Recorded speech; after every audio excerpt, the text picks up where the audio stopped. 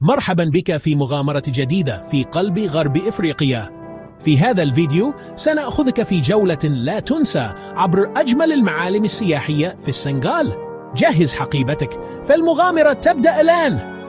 جزيرة غوري، وجهة تاريخية مذهلة تقع قبالة سواحل داكار، شوارعها الضيقة ومبانيها الملونة والمتاحف التي تحكي قصص الماضي تجعل منها مكانا لا بد من زيارته.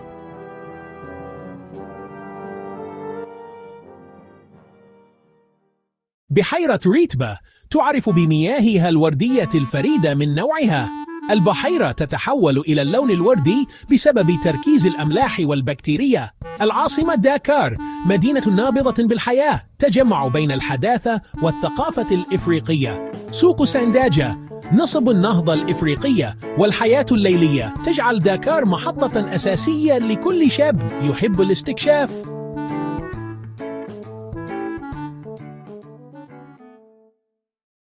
مدينة سانت لويس، المدينة العتيقة ذات الطابع الاستعماري الفرنسي والمصنفة من قبل اليونسكو كموقع تراث عالمي، تجربة ساحرة بين التقاليد والفن والثقافة.